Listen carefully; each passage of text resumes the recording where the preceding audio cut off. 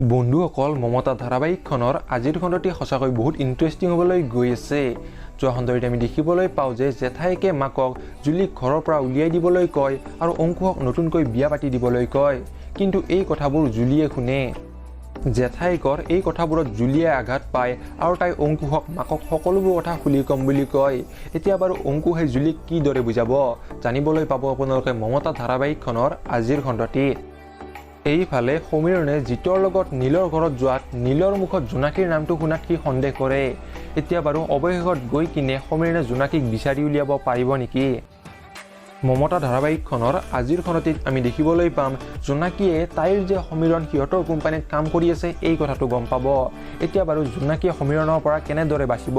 সঁচাকৈ মমতা ধাৰাবাহিকখনৰ আজিৰ খণ্ডটি বহুত বেছি ইণ্টাৰেষ্টিং হ'বলৈ গৈ আছে।